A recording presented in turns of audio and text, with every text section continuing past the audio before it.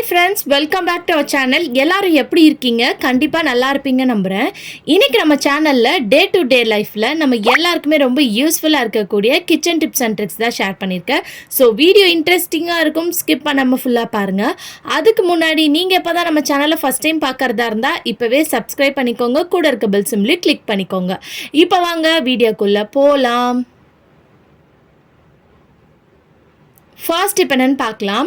நம்ம பால் இல்லை காஃபி டீலாம் போட்டு வச்சுருக்கும் போது அதை நம்ம சூடு பண்ணணும்னு நினைப்போம். சம்டைம்ஸ் நம்ம சூடு பண்ணி வச்சுருப்போம், அதை குடிக்கிறதுக்கு கூட நம்ம மறந்துருப்போம். ஸோ உங்களுக்கு குடிக்கிற அளவுக்கு சூடு வேணும்னு நினச்சிங்கன்னா இந்த டிப்பை ஃபாலோ பண்ணிக்கோங்க. ஏன்னா நம்ம சமைச்சிட்டே இருக்கும்போது சம்டைம்ஸ் சைடில் காஃபி டீலாம் குடிக்கிற ஹேபிட் நிறைய பேருக்கு இருக்கும். அப்படி இருக்கும்போது குக்கரில் நீங்கள் ஏதாவது சாப்பாடு இல்லை பருப்பு இந்த மாதிரி ஏதாவது வச்சுருக்கீங்கன்னா அது மேலே வச்சிங்கன்னா அந்த ஹீட் உங்களுக்கு குடிக்கிற அளவுக்கு டீயோ காஃபியோ இல்லை பாலாக இருந்தாலும் அந்த ஹீட் பார்த்திங்கன்னா உங்களுக்கு சூடு கிடைக்கும். ஸோ இதுக்காக நீங்கள் திருப்பி இதை ஒரு பாத்திரத்தில் போட்டு சூடு பண்ணி ஹீட் பண்ணணுன்ற அவசியம் இருக்காது. ஸோ கண்டிப்பாக இந்த மெத்தட் ட்ரை பண்ணி பாருங்கள், ரொம்ப ஹெல்ப்ஃபுல்லாக இருக்கும். அடுத்த டிப் என்னன்னு பார்க்கலாம். நம்ம பால் இந்த மாதிரி வச்சுருக்கும் போது சம்டைம்ஸ் நம்ம பார்த்துக்கிட்டே இருக்கும்போது பொங்காது. பட் ஆனால் இந்த சைடு அந்த சைடு நம்ம டேர்ன் பண்ணும்போது பார்த்திங்கன்னா உடனே பால் பொங்கிடும். ஸோ அதுக்கு இந்த டிப்பை ஃபாலோ பண்ணிக்கோங்க. ஒன்று பெரிய கரண்டி இருந்துச்சுன்னா அதை போட்டு வச்சுக்கோங்க.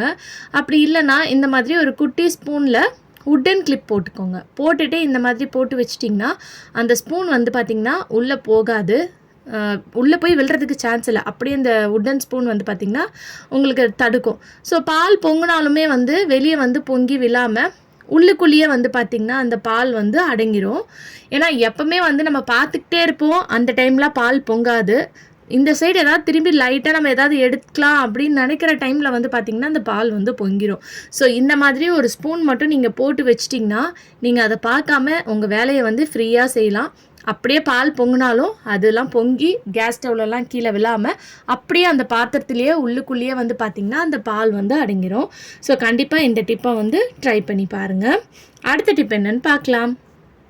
நம்ம ப்ரெஷர் குக்கரில் சாப்பாடு பருப்புலாம் வச்சுருக்கும் போது சம்டைம் அடி பிடிச்சிட்டாலோ இல்லை நீங்கள் ப்ரெஷர் ரிலீஸ் பண்ணணுன்னா நம்ம என்ன பண்ணுவோம், மேலே இருக்கக்கூடிய இந்த விசிலை கரண்டி வச்சு தூக்கி விடுவோம். ஸோ அந்த மாதிரி நம்ம பண்ணக்கூடாது. ஒன்று ஆல்ரெடி நான் இந்த டிப்பை ஷேர் பண்ணியிருக்கேன். கிச்சன் டவல் வச்சுருப்போம் இல்லையா, அந்த மாதிரி காட்டன் கிளாத் டவல் எடுத்துகிட்டு தண்ணியில் நல்லா நனைச்சிட்டு மேலே போட்டு விட்டிங்கன்னா ப்ரெஷர் லீக் ஆகும். இல்லை உங்களுக்கு அடி பிடிச்சிருச்சு, உடனே அந்த ப்ரெஷர்லாம் ரிலீஸ் பண்ணிவிட்டு நீங்கள் ஓப்பன் பண்ணணும் அப்படின்னு நினச்சிங்கன்னா ஒரு அகலமான தட்டில் கொஞ்சமாக தண்ணி எடுத்துக்கோங்க. எடுத்துட்டு அதுக்கு மேலே இந்த ப்ரெஷர் குக்கரை வச்சு விடுங்க. ஸோ இந்த மாதிரி வைக்கும்போது அடியில் இருக்கக்கூடிய அந்த ஹீட்லாம் பார்த்திங்கன்னா உடனே கம்மியாயிரும். ஸோ அதனால் ப்ரெஷரும் உங்களுக்கு ஈஸியாக ரிலீஸ் ஆயிரும். ஈஸியாக நீங்கள் ஓப்பன் பண்ணிடலாம். அதே சமயத்தில் அடி பிடிச்சிருக்குன்னா அந்த அடி பாத்திரத்தில் பார்த்திங்கன்னா சூடு ரொம்ப ஹீட் இருக்கும். இந்த மாதிரி வைக்கும்போது அந்த ஹீட்டும் பார்த்திங்கன்னா உங்களுக்கு உடனே கம்மியாக சான்ஸ் இருக்குது. ட்ரை பண்ணி பாருங்கள். அடுத்த டிப் என்னன்னு பார்க்கலாம். நம்ம அரிசியில் வண்டு பூச்சி வராமல் இருக்கிறதுக்கு நம்ம ஆல்ரெடி ஒரு வீடியோ ஷேர் பண்ணியிருக்கேன். ஸோ அந்த வீடியோ நீங்கள் இது வரைக்கும் பார்க்கலன்னா நான் கார்ட்ஸில் கொடுக்குறேன், வேணுன்றவங்க செக் பண்ணி பார்த்துக்கோங்க. ஸோ அந்த மாதிரி ஸ்டோர் பண்ணி வச்சிங்கன்னா எவ்வளோ வருஷம் ஆனாலும் உங்கள் அரிசியில் வண்டு பூச்சி வராது. அதே மாதிரி அது கூடயே இது ஒரு சின்ன டிப். இப்போ நம்ம அரிசி ஸ்டோர் பண்ணி வைக்கும் போது மேலே பார்த்திங்கன்னா இந்த மாதிரி பூண்டு பற்கள், அதாவது மொத்தமாக போடக்கூடாது, தனித்தனியாக அந்த பூண்டு பற்களை ஒரு 2லேருந்து 4 பூண்டு எடுத்துக்கோங்க. அதுவும் மெயினாக நிறைய பேர் ரேஷன் அரிசிலாம் ஸ்டோர் பண்ணி வைக்கிறோன்னா ஈஸியாக அதில் வண்டுலாம் வந்துடும். அது வராமல் இருக்கிறதுக்கு இந்த மாதிரி போட்டு விடுங்க. ஸோ அடியில் நம்ம ரெடி பண்ணி வச்சுருக்க அந்த மூட்டையை போட்டுட்டு மேலே இந்த மாதிரி பூண்டை போட்டு விடுங்க. இந்த மாதிரி பண்ணுறனாலையும் உங்களுக்கு வண்டு பூச்சி வராது. ட்ரை பண்ணி பாருங்கள். அடுத்த டிப் என்னென்னு பார்க்கலாம். இந்த மாதிரி நம்ம காஃபி வாங்கும் போதெல்லாம் கிளாஸ் பாட்டில்ஸில் வாங்குவோம்.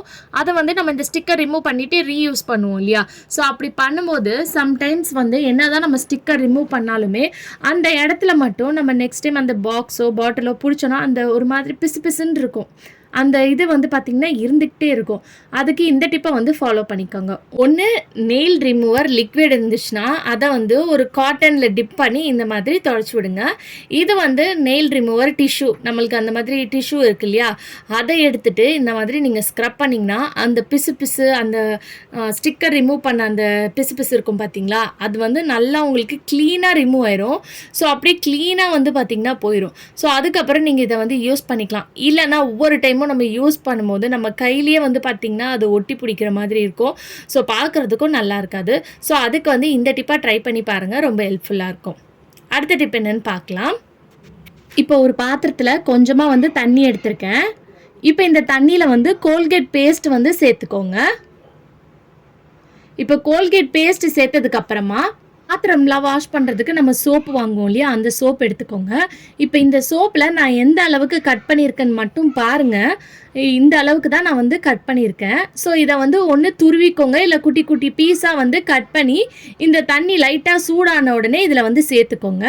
இப்போ இது சேர்த்ததுக்கப்புறம் இது கூட வந்து பேக்கிங் சோடா இருக்கும் இல்லையா, அதையும் வந்து நம்ம கொஞ்சம் சேர்த்துக்க போகிறோம். பேக்கிங் சோடா சேர்த்ததுக்கப்புறம் டிஷ்வாஷ் லிக்விட் வச்சுருப்போம் இல்லையா, அதையும் வந்து லைட்டாக வந்து சேர்த்துக்கோங்க. இது எல்லாத்தையும் சேர்த்துட்டு இந்த மாதிரி நல்லா மிக்ஸ் பண்ணி விட்டுக்கோங்க. இப்போ இந்த பேஸ்ட்டு, சோப்பு, பேக்கிங் சோடா, அப்புறம் டிஷ்வாஷ் லிக்விட் இது எல்லாமே சேர்த்து நல்லா அந்த தண்ணியோட கரையணும். ஸோ அதனால் கொஞ்சம் வந்து கொதிக்கிறதுக்கு விடுங்க. இது நல்லா கொதிச்சதுக்கப்புறம் இந்த மாதிரி எடுத்து வச்சுட்டு இந்த தண்ணி வந்து நல்லா ஆற விட்டுருங்க.